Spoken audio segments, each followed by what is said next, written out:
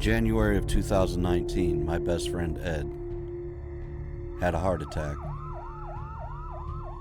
She says, I'm gonna take you to the hospital. I said, I don't think I'm gonna make it. You better call an ambulance. In the hospital, they were able to get him stabilized, but 2 days later, things took a turn for the worse.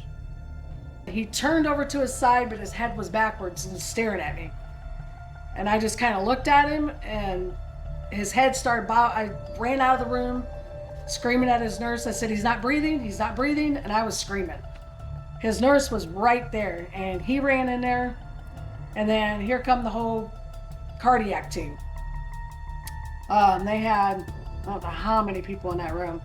They took 2 crash carts, umpteen million nurses, and I think 2 doctors. They were all like trying to get him to breathe, using the paddles on him. The nurse got up on top of him, started pressing on his chest. I was scared. I was terrified. I was crying. I was screaming. They were just trying to give me, oh Lord. They were trying to, ooh. He went into cardiac arrest and died. He was gone for 6 minutes, while his wife stood there helpless. When they took him up to the 2nd floor, they put him in a coma. And I asked the doctor why they was doing that, and he said, because that way the machine could help him breathe, and then they was putting balloons in his heart, so that way the balloons can pump his heart. So all he has to do is relax and let the machines try to make his heart stronger. Because if they would not do that, he wouldn't make it.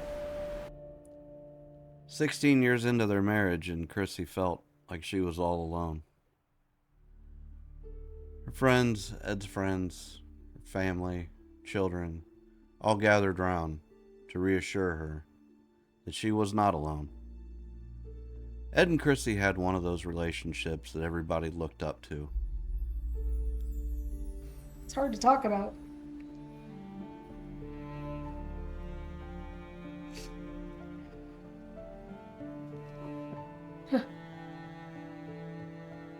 I was terrified. I didn't think he was going to make it. When they finally did wake him up, at first I didn't want him to know right away because I didn't want him to flip out when he had the tube in his throat. So he couldn't talk when he first woke up. Yeah, I And know then, what's going on. no. Once he found out that they put him in a coma and he had cardiac arrest, he started getting scared. When he starts seeing everybody and he saw his friend Chad, I think he was crying. And then when his son come up there, he was bawling his eyes out. Because he didn't know what happened. He had no clue. I don't remember it all. They kept him in there for, I don't know, it was 4 days because he was running a fever. And then after the 4th day, they put a pacemaker defibrillator in because they said he couldn't go home without it. They put that on him, and the doctor promised him Dairy Queen. So I had to go get him Dairy Queen that night after he got his pacemaker defibrillator in. And he took 1 bite of it and passed out. So after 10 days in the hospital, Ed was finally allowed to go home. Now, all he had to do was just get better. And he was fine until that December. Yeah. And they found more blockages again. So on December the 22nd, they did a triple bypass. Yeah. I started to develop a hard time breathing again and everything, so they had some fears. So they went in and did another heart catheter, and while he was in there, and found 3 more blockages. Yeah. So 2 and then 1 that was like 40%. And he said, we might as well do that one too. he said, We didn't want no issues. you already got 5 stents, we're not going to do anymore. So he said you need some new arteries. So they did a triple bypass. They took an artery out of each of my limbs except for this arm. Yep. Circle bypass And they took over my Christmas. gallbladder out too. Yeah. Yeah, and it wasn't long after that his gallbladder had to come out. From all the different medication. Yep. I mean, I've been doing nothing but surgeries, doctor's appointments, and cardiac rehab for the better part of 3 years. And up until last winter, I couldn't, still up until last winter, I couldn't even barely make it down the hallway without stopping to take a break, or I couldn't carry a bag of groceries in the house if I wanted to. I couldn't go from the house to the car to go to work in the morning without No. being out of breath. I remember you getting pretty depressed there for a while, Yeah. thinking that you were not going to have any kind of Yep. Yep. quality of life, and I we couldn't really golf. talked about that. I couldn't go to the gym. I couldn't do nothing but watch TV. I put on probably 50, 60 pounds. I just figured that was it. This was going. The doctor told me, he said, you're a miracle. You're very lucky to be alive. Very few people survive what you survive, less than 1%. He goes, so your life that you're used to living is gone. You're gonna have to learn a new you, because you're not gonna be able to do what you used to do at all. So I'm going to paint a quick picture of Ed. Ed's not a lazy guy. This guy was a star football player back in high school, and physically fit. He did not mind getting into the gym and killing it, boy. So he was looking for something that he could do to pass his time, make him feel human again. He took up photography. Of course, got me into doing it too, and we both had a good time doing that. He got into fishing quite a bit. I've never been much of a fisherman, so that was his deal. I bought a Jeep. Ed bought a Jeep, so we both fixed those up, and that was fun. But it just wasn't scratching that itch that he had. I was doing some reading. Some doctors feel that a vegan diet, a vegetarian diet can, in some cases, help reverse the effects of heart disease. So I decided to give that a try. After about 3 months of that, my cholesterol had gone from like 177 down to 57, and my A1C was down to less than 5, I think it was. And I started to lose weight. Started riding an exercise bike here at home. By the time summer came around, my doctor had said that he was really optimistic. So with the blessing from his doctor and support from few friends and family, Ed set out on a mission. He was going to get back in shape, and he was going to ride 56 miles for his 56th birthday. Started out slow, but knowing Ed, he sure put the afterburner on and surpassed everyone's expectations.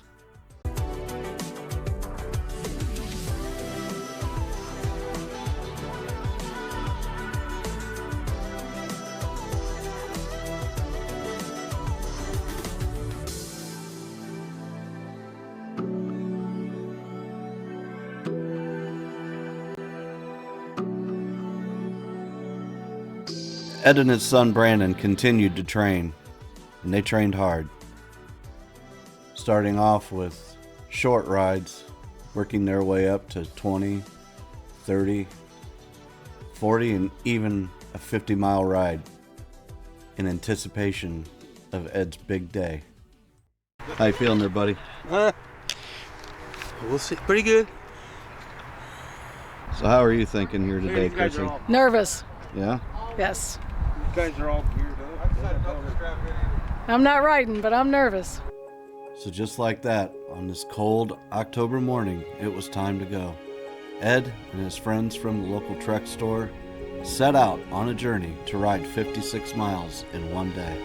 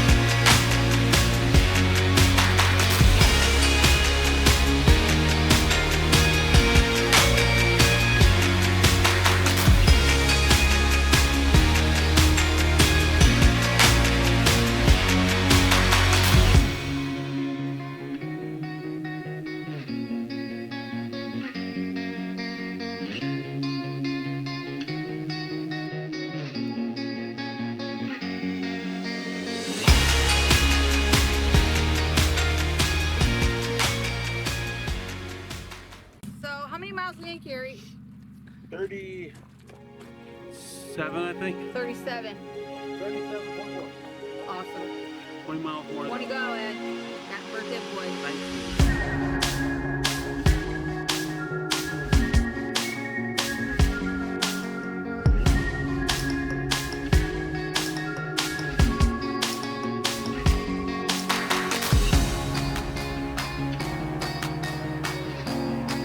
All right. You ready to get the last 8 in, boys? 8 miles, Chad. Ready to whip this 8 trip? miles. 8 more miles, boys.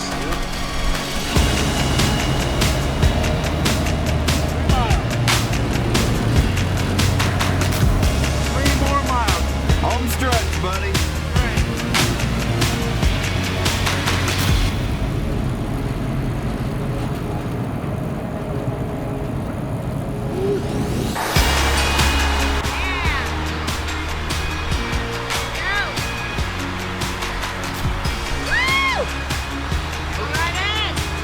Woo! Freaking awesome. Hell yeah, buddy. Yeah, we'll kill him.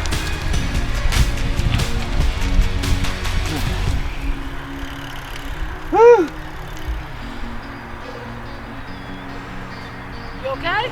Yeah, that last hill was killer. You fucking did it, man. God damn. You did it. I started right before winter last year. I couldn't even make a mile. Started off this year being able to ride about 8 miles, taking a break every 1.5 miles to 2 miles. And then I worked my way up, and then just past Sunday for my birthday, I rode 56 miles. 57 actually. 57. And I can go a good 10, 15 miles without a break now. So. Yeah. So it's pretty good. And I rode with my buddies from the Trek store, And your son Brandon. and my son Brandon was rode with me training all with summer you. and Yep. trained. Unfortunately, he got really sick this past week and wasn't able to ride Sunday. But I had. But that was nice to It was be able to have great. him. He Yep. all of the kids, Brandon and Amanda and Eric and all of them, they've all been right by my side the whole way. Every visit, every hospital stay, every Yep. piece of encouragement, My Yeah. son came from Kentucky every time. to be here when Yep. the So- doctor said he had to have a triple bypass. I It, love that. It makes you really realize, who's important, what's important. Yep. It does. I mean, I don't do or worry about any of the things I used to. Live one day at a time. Yep.